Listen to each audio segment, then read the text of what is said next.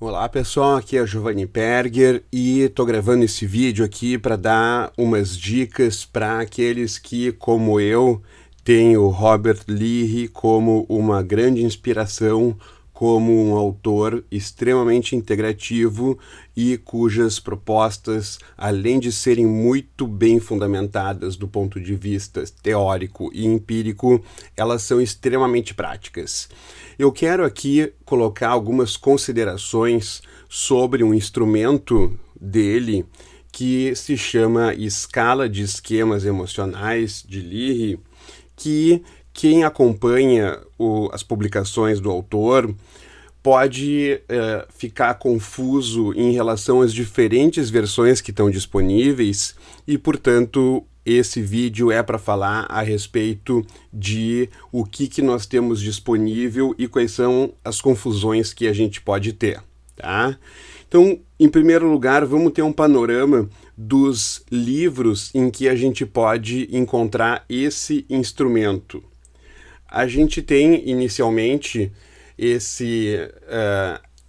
inicialmente lançado em 2003 nos Estados Unidos e aqui no Brasil em 2006, chamado Técnicas de Terapia Cognitiva, um excelente livro.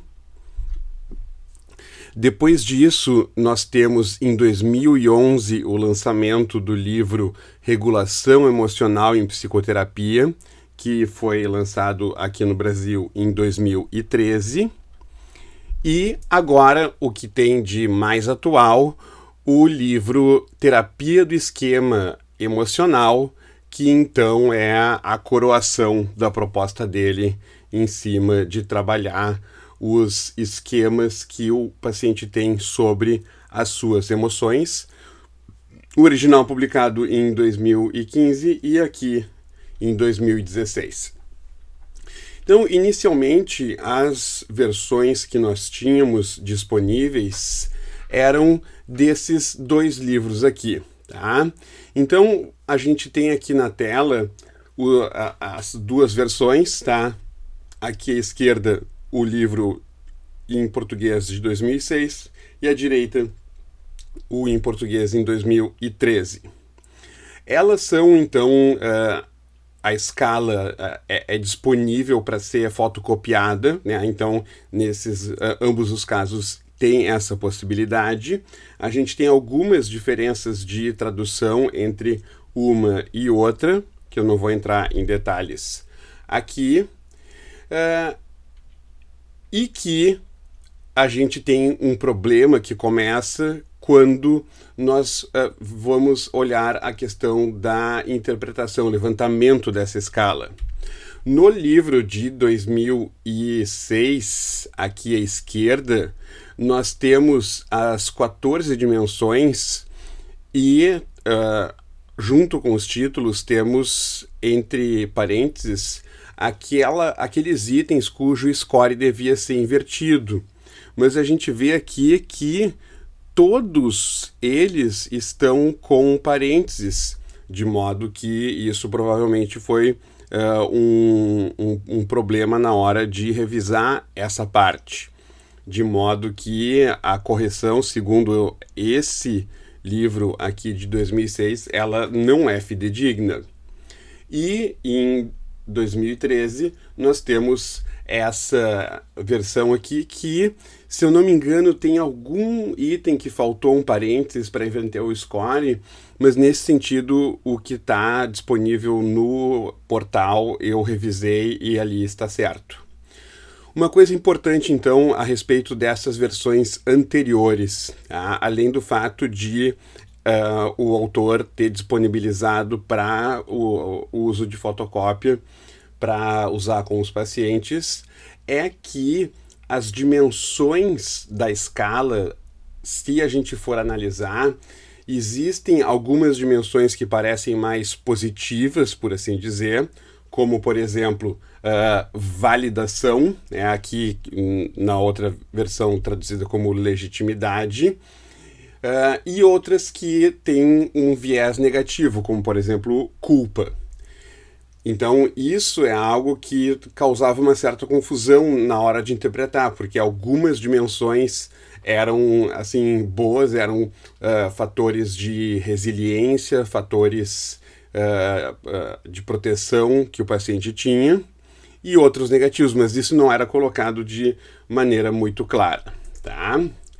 E aqui, então, só a continuidade do levantamento das dimensões, com algumas diferenças de tradução que isso faz parte. Tá? Depois, então, dessas versões, nós temos as mais atuais, que são dessas obras aqui. Tá? O que nós temos de diferenças aqui? E, em primeiro lugar, a gente pode ver aqui o original em inglês à esquerda, que ele não está disponível para ser fotocopiado. Então, a gente só tem aqui o levantamento como se faz, mas o instrumento, até onde eu saiba, na presente data, não está disponível para ser usado de maneira formal aqui. E uma outra diferença importante é que cada dimensão ela passou a ser composta então por 2 itens, de modo que a gente não tem mais essa disparidade de uma dimensão para outra, e todas essas dimensões elas foram colocadas com um viés que é negativo, de modo que a gente sempre vai interpretar essa escala como scores mais altos, revelando então um maior prejuízo ou comprometimento naquela dimensão. E aqui eu queria chamar a atenção só para algumas questões de tradução que o leitor atento que não tem acesso ao original em inglês pode ficar um pouco confuso. Tá? Um primeiro aspecto é em relação aqui à dimensão de entorpecimento, ao meu ver, boa tradução para numbness, que ao longo do texto, no material em português, está traduzido, descrito essa dimensão como sendo caracterizada a, então, crença do indivíduo que ele não deve vivenciar emoções intensas ou fortes. Então, é um senso de que haveria uma cobrança da parte do paciente para que ele não sentisse, como se fosse uma tentativa de evitar.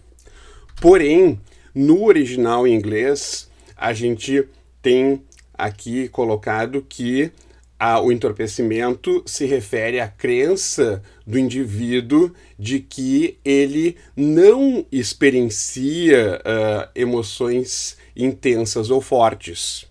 Então, a questão aqui não é que ele acha que não deve, e sim ele realmente não tem essa experiência emocional. Tá? Então, esse é um aspecto importante, porque o fato do indivíduo achar que não deve versus o indivíduo de fato não ter faz uma grande diferença em termos de intervenções terapêuticas. E seguindo aqui no inventário atual, uma outra questão de tradução é que a última dimensão foi traduzida como culpa, de modo que a gente tem 2 dimensões com o nome culpa. E essa dimensão última, culpa, foi uma tradução do blame, que pode ser culpa. Mas aqui a culpa é mais no sentido de culpabilização. É quando o indivíduo acusa os outros por os outros causarem reações emocionais nele, certo? Então, o instrumento que está disponível no portal, ele pode tranquilamente ser utilizado, e em seguida eu vou disponibilizar um material em Excel que vai fazer o levantamento de maneira automática, que vai ser disponibilizado com exclusividade, então, para os associados do portal. Certo? Espero que possa ter sido útil essa dica para todos. Um abraço e até a próxima.